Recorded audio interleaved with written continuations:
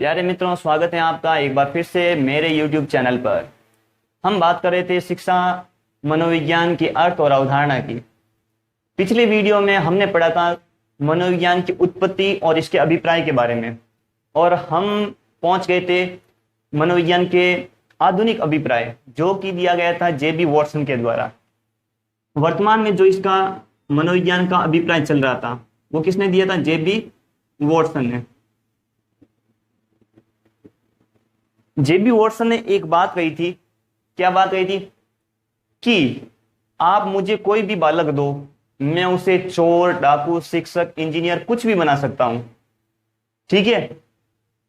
JB. Watson का यह अभिप्राय उस समय से अभी तक चला आ रहा है। 20वीं सदी में इन्होंने दिया है और यह अभी तक चला आ रहा है। और इन्होंने क्या अभिप्राय दिया था कि मनोविज्ञान क्या है? व्यवहार का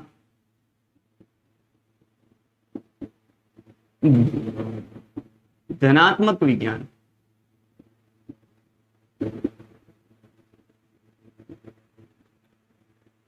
जे.बी. वॉटसन जी महोदय क्या कहते हैं कि व्यवहार क्या है, मनोविज्ञान क्या है? व्यवहार का धनात्मक विज्ञान। और व्यवहार हमेशा क्या होता है? धनात्मक ही होता है। ठीक है। अब देखो, बात करें व्यवहार शब्द की, तो इस शब्द का प्रयोग सर्वप्रथम किसने किया था? मैकडूगल महोदय ने अपनी पुस्तक, कौन सी पुस्तक थी जिसके बारे में हमने पहले पढ़ा था, जिसमें इन्होंने कहा था कि चेतना एक बहुत बुरा शब्द है। क्या है? The outline of psychology.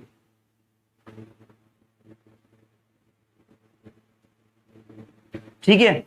तो व्यवहार शब्द का सर्वप्रथम प्रयोग किसने किया था? मैकडूगल जी ने। और मनोविज्ञान का वर्तमान अभिप्राय किसने दिया? तो किसने दिया? जे.बी. वॉटसन ने। ठीक है मित्रों, आगे की कड़ी में हम बात करते हैं मनोविज्ञान की परिभाषाओं की। बात करें मनोविज्ञान की परिभाषाएं, तो सभी दर्शन शास्त्रियों और मनोवैज्ञानिकों ने अपने अपने मत के अनुसार अपनी अपनी अलग अलग परिभाषाएं दी। हमें उन सभी का अध्ययन करना है। बात करते हैं सबसे पहले वॉटसन की, जे.बी. वॉटसन।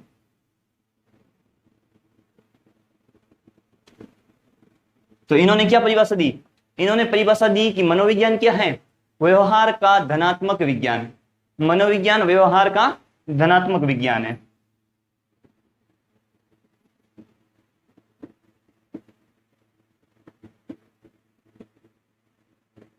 मनोविज्ञान व्यवहार का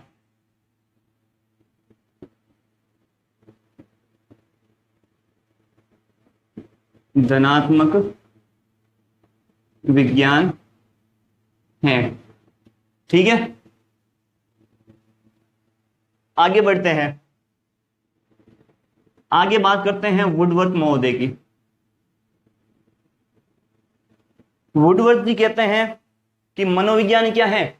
सामाजिक वातावरण में होने वाले व्यवहार का अध्ययन। ठीक है। तो इनकी परिभाषा क्या हो गई? मनोविज्ञान सामाजिक वातावरण में होने वाले व्यवहार का अध्ययन या विज्ञान है। मनोविज्ञान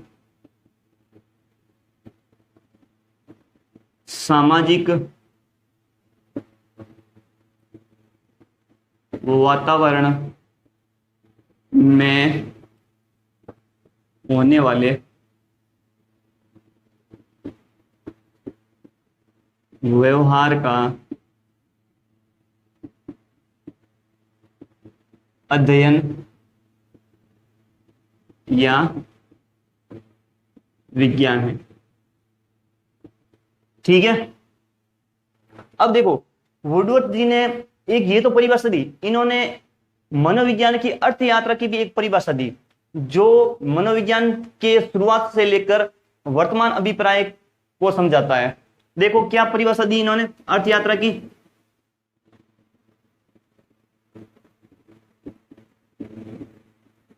इन्होंने परिभाषा दी कि मनोविज्ञान ने सर्वप्रथम अपनी आत्मा, मन और चेतना का त्याग किया। ठीक है। और वर्तमान में यह व्यवहार के स्वरूप को अपनाता है। क्या परिभाषा हो गई कि मनोविज्ञान ने सर्वप्रथम अपनी आत्मा, मन और चेतना का त्याग किया।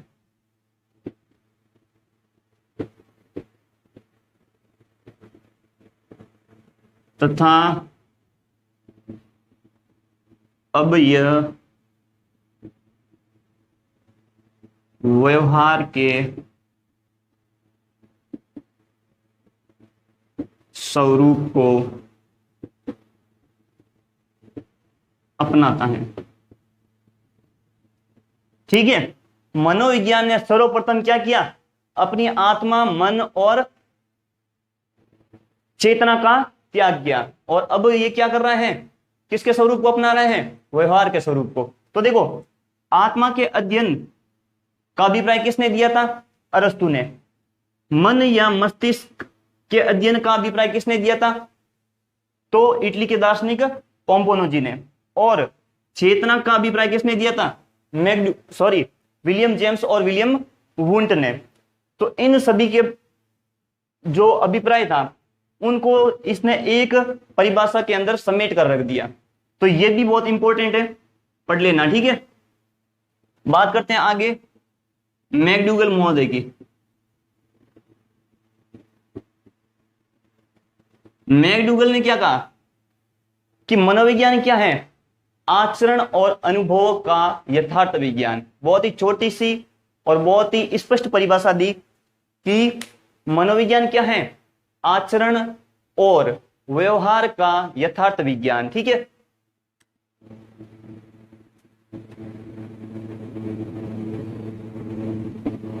मनोविज्ञान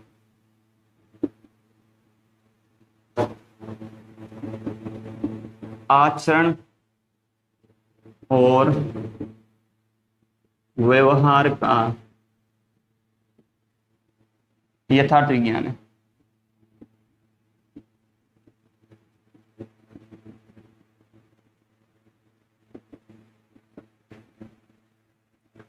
ठीक है, आगे बात करते हैं। मैकडूगल के बाद बात करते हैं एक और महोदय, बहुत बड़े दर्शन शास्त्री, जिनका नाम है स्किनर। उन्होंने क्या कहा, एक बहुत ही बढ़िया परिभाषा दी।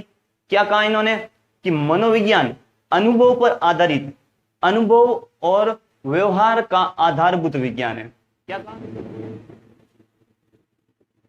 कहा इन्होंने कि मनोविज्ञान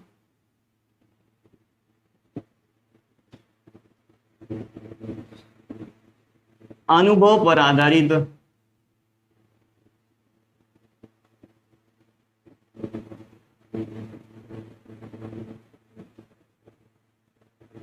अनुभव व व्यवहार का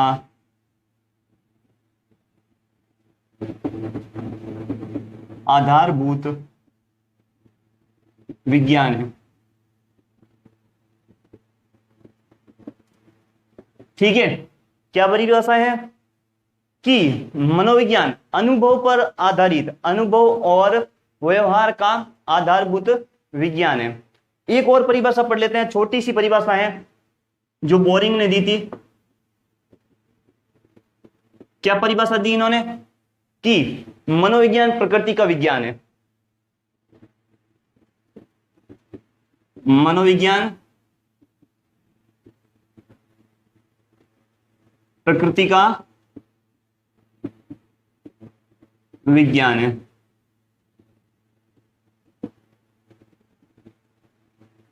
ये तो हो गई इनकी परिभाषाएं।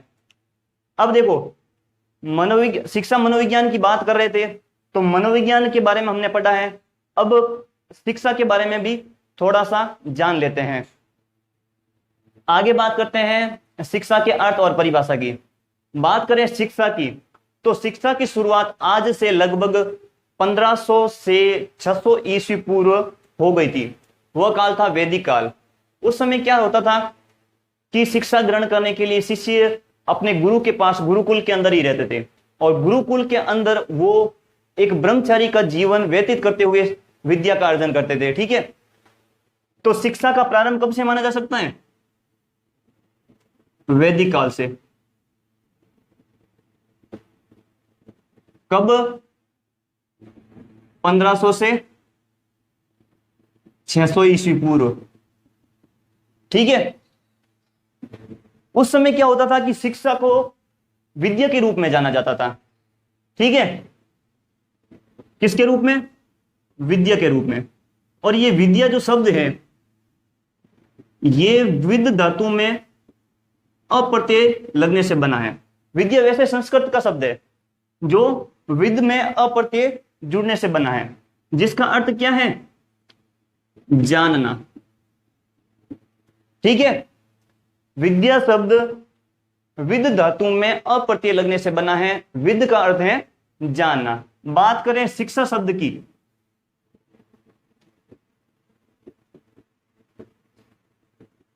तो शिक्षा शब्द शिक्ष धातु में अप्रत्यय लगने से बना है। शिक्ष धातु में अप्रत्यय लगने से बना है, और इसका अर्थ क्या है? सीखना या सिखाना। तो इस हिसाब से शिक्षा का अर्थ क्या हो गया? सीखने सिखाने की प्रक्रिया। अब बात करें अगर शिक्षा शब्द के अंग्रेजी रूपांतरित शब्द एजुकेशन की, इसके अंग्रेजी शब्द एजुकेशन की, तो विभिन्न शिक्षा शास्त्रियों ने अलग अलग मत दिए। सबसे पहला मत आता है कि एजुकेशन की उत्पत्ति लैटिन भाषा के एजुकेटम शब्द से हुई है, और दूसरा मत है कि एजुकेशन की उत्पत्ति लैटिन भाषा के एडुसियर से हुई है, और एक और मत आता है कि एजुकेशन की उत्पत्ति लैटिन भाषा के एडुकेयर से हुई है। तो हम तीनों के बारे में जानेंगे। मित्रों, बात करते हैं सबसे पहले मत की, जो क्या है कि एजुकेशन की उत्पत्ति कौन से शब्द से हुई है? एडुकेटम से।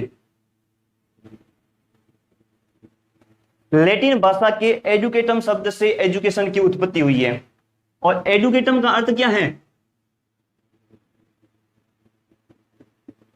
टू ट्रेन, और या कह सकते हैं द एक्ट ऑफ टीचिंग। ठीक है, हिंदी में अर्थ देखें तो इसका अर्थ है शिक्षित करना। तो एजुकेशन की उत्पत्ति लैटिन भाषा के एजुकेटम शब्द से हुई है, जिसका अर्थ क्या है? टू ट्रेन या the act of teaching. Hindi में देखें तो इसका अर्थ है शिक्षित करना। अब देखो, जो ये एजुकेटम शब्द हैं, ये भी लैटिन भाषा के दो शब्दों से मिलकर बना हुआ है। वो दो शब्द कौन कौन से हैं? पहला है ए और दूसरा है डूको। ठीक है, जिसमें से ए का अर्थ है अंदर से, और ड्यूको का अर्थ है बाहर निकालना।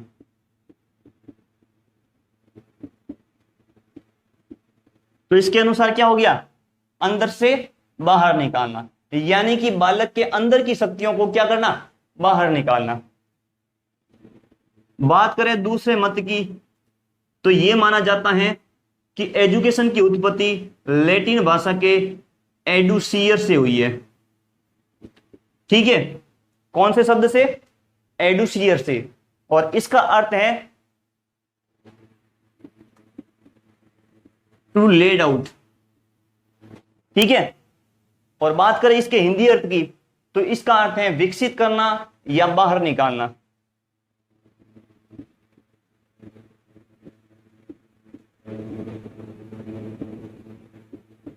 करना या बाहर निकालना।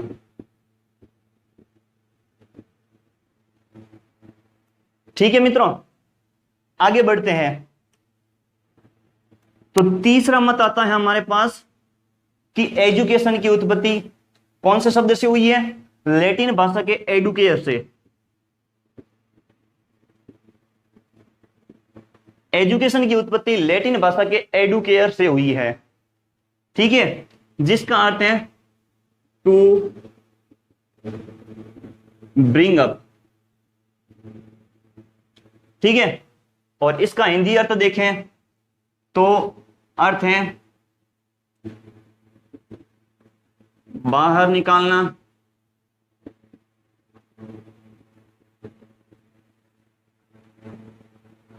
या आगे बढ़ना, ठीक है, या एक और अर्थ है विकसित करना। तो इसके लैटिन भाषा से शब्दों की उत्पत्ति देखें तो इसका अर्थ सामने निकलकर क्या आता है कि शिक्षा क्या है? बालक के अंदर छुपी हुई शक्तियों को बाहर निकालना, ठीक है।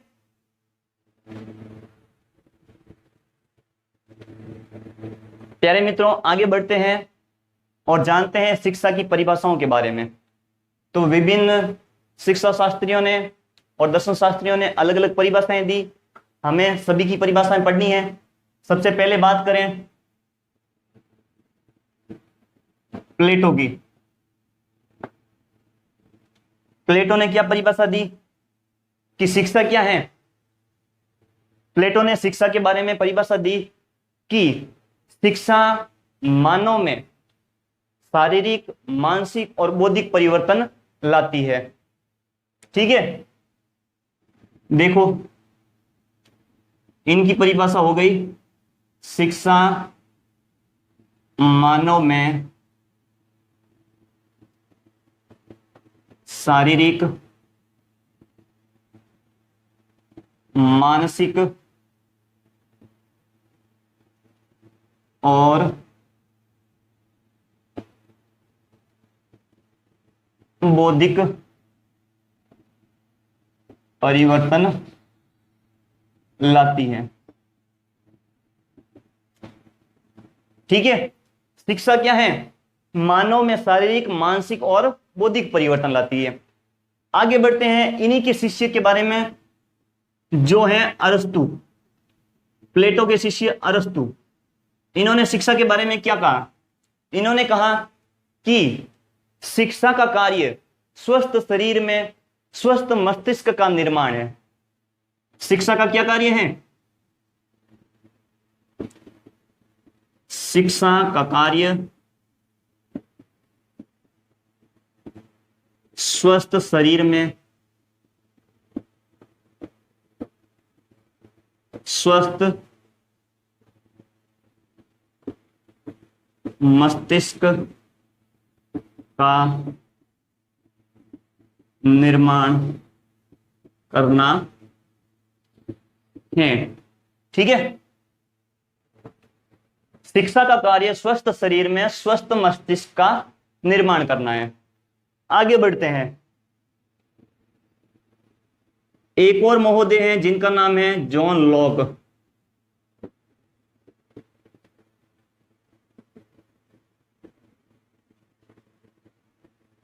ठीक है, जॉन लॉक महोदय जी क्या कहते हैं?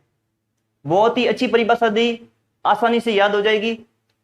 क्या परिभाषा दी इन्होंने कि जिस प्रकार फसल के लिए कृषि होती है, जिस प्रकार फसल के लिए कृषि होती है, उसी प्रकार मानव के लिए क्या है? शिक्षा, ठीक है।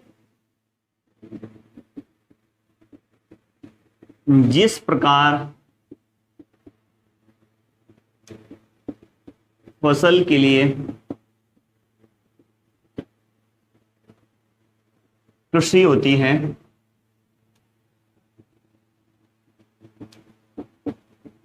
उसी प्रकार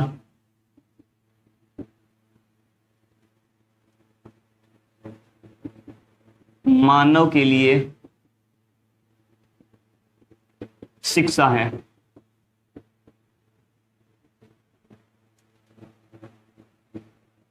विदेशी शिक्षा शास्त्रियों के बारे में बहुत बातें कर ली, अब आते हैं हमारे भारतीय शिक्षा शास्त्रियों या दर्शन शास्त्रियों के बारे में। तो एक बहुत बड़ा नाम है जिन्हें हम राष्ट्रपिता कहकर संबोधित करते हैं, कौन है? गांधी जी। गांधी जी ने क्या कहा? गांधी जी ने कहा कि शिक्षा से मेरा तात्पर्य मनुष्य के शरीर, आत्मा और मस्तिष्क का सर्वांगीण या सर्वोत्तम विकास है। ठीक है, गांधी जी ने क्या परिभाषा दी कि शिक्षा से मेरा तात्पर्य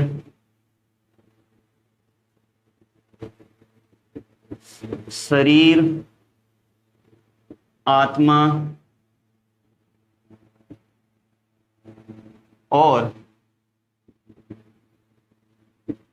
और मस्तिष्क का सर्वांगीण या सर्वोत्तम विकास है।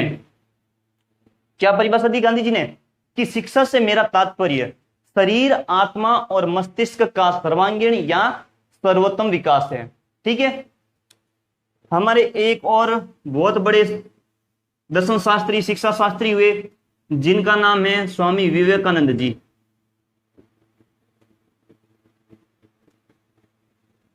इन्होंने एक छोटी सी परिभाषा दी जो शिक्षा को बहुत ही अच्छी तरीके से परिभाषित करती है। क्या परिभाषा दी इन्होंने? कि शिक्षा बालक में पूर्व निहित पूर्णता को अभिव्यक्त करती है। तो यानी कि बालक में पूर्व से ही शक्तियां तो होती है और शिक्षा क्या करती है? उसको बाहर निकालती है, उसको उजागर करती है। ठीक है, तो क्या परिभाषा दी विवेकानंद जी ने? शिक्षा बालक में पूर्व निहित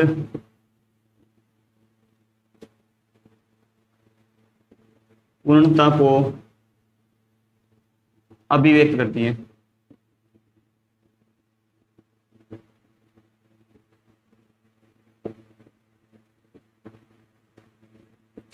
ठीक है, विवेकानंद जी क्या कहते हैं? शिक्षा बालक में पूर्व निहित पूर्णता को अभिव्यक्त करती है। एक और परिभाषा पढ़ लेते हैं फ्रोबेल महोदय की।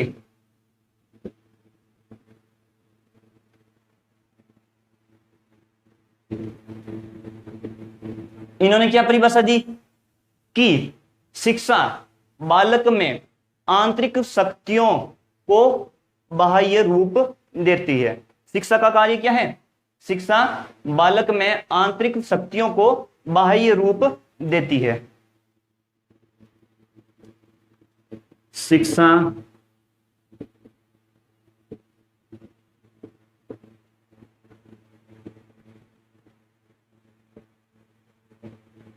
शिक्षा बालक में आंतरिक शक्तियों को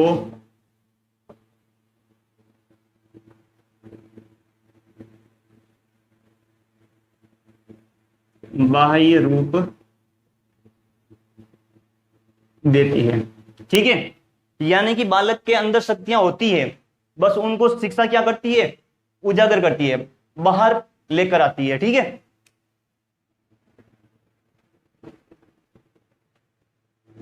हाँ तो मित्रों, अब बात करते हैं शिक्षा के संकुचित अर्थ की। तो संकुचित अर्थ में शिक्षा क्या है? संकुचित अर्थ में शिक्षा वह है जो विद्यालय या शिक्षण संस्थानों के अंदर दी जाती है। लेकिन अगर बात करें इसका व्यापक अर्थ, तो शिक्षा केवल विद्यालय या शिक्षण संस्थान तक ही सीमित नहीं है, बल्कि वह जन्म से लेकर मृत्यु पर्यंत चलती रहती है। ठीक है, बालक जन्म से ही शिक्षा प्रारंभ कर देता है।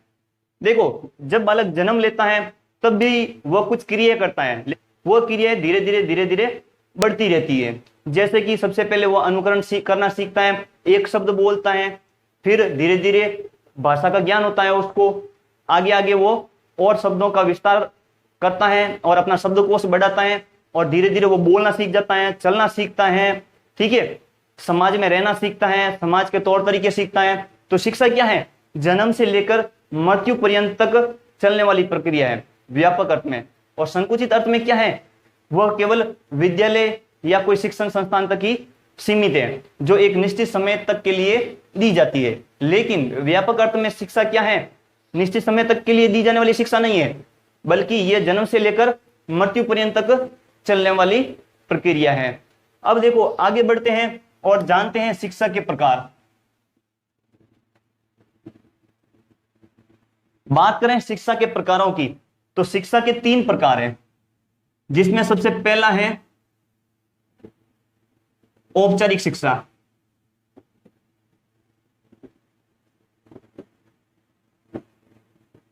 या कहते हैं फॉर्मल एजुकेशन, ठीक है। दूसरा प्रकार आता है इसका अनौपचारिक शिक्षा या इनफॉर्मल एजुकेशन।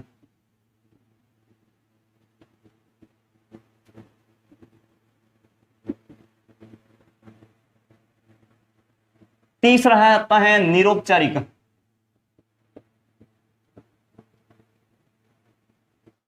सबसे पहले औपचारिक शिक्षा क्या है? तो औपचारिक शिक्षा वो है जो निश्चित स्थान पर निश्चित समय के लिए, निश्चित स्थान पर निश्चित समय के लिए और निश्चित योजनाबद्ध तरीके से दी जाती है, ठीक है। ये एक निश्चित समय के लिए ही दी जाती है और इसके लिए निश्चित स्थान है, जैसे विद्यालय हैं, कॉलेज हैं, ठीक है, इनके अंदर यह शिक्षा संपन्न होती है। तो औपचारिक शिक्षा प्राप्त करने के लिए औपचारिक संस्थान कौन कौन से हैं? विद्यालय हैं, ठीक है, कॉलेज हैं और ट्यूशन सेंटर हो सकते हैं। ये सब क्या है? औपचारिक शिक्षा संस्थान है और इनके अंदर क्या होती है? औपचारिक शिक्षा ली जाती है। बात करते हैं अनौपचारिक शिक्षा की।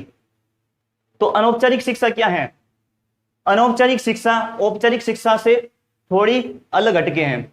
क्या है कि यह केवल, अब ये तो कहते हैं निश्चित समय के लिए दी जाती है, लेकिन शिक्षा क्या है? जीवन के प्रारंभ से लेकर अंत तक चलने वाली प्रक्रिया है। तो इसको केवल विद्यालय तक ही बांध कर नहीं रख सकते। अब कुछ ऐसे भी जगह है जहां पर वो शिक्षा प्राप्त करता है। अगर व्यापक अर्थ में देखें तो शिक्षा क्या है? जन्म से लेकर मृत्यु तक चलने वाली प्रक्रिया। तो विद्यालय के अलावा और कहां कहां वो शिक्षा ग्रहण करता है? धार्मिक स्थल हो गए, घर हो गया, परिवार हो गया, तो मतलब जो भी अनुभव सीखता है अपने विद्यालय के अलावा, जो भी अनुभव दूसरी जगह पे सीखता है, वो सब क्या है? अनौपचारिक शिक्षा के प्रकार हैं। इनमें कौन कौन से हो सकते हैं? घर, परिवार, उसकी मित्र मंडली हो सकती है, धार्मिक स्थल हो सकते हैं, ठीक है। तीसरा प्रकार है निरौपचारिक, जो आजकल प्रचलन में चल रहा है, इसको दूरस्थ शिक्षा भी कहते हैं, डिस्टेंस एजुकेशन, ठीक है। अब इसके एग्जाम्पल क्या है जो आजकल चल रहे हैं? इग्नू, ओपन कोटा से जो शिक्षा प्राप्त करते हैं, ये सब किसके अंदर आती है? निरौपचारिक शिक्षा के, ठीक है। मित्रों, आज का वीडियो यही खत्म करता हूं मैं। आशा करता हूं कि आज का वीडियो आपको बहुत पसंद आया होगा। अगर पसंद आए तो लाइक करना ना भूलना और वीडियो को आगे से आगे जरूर शेयर करें। चैनल को सब्सक्राइब करना बिल्कुल ना भूलना। धन्यवाद। जय हिंद, जय भारत।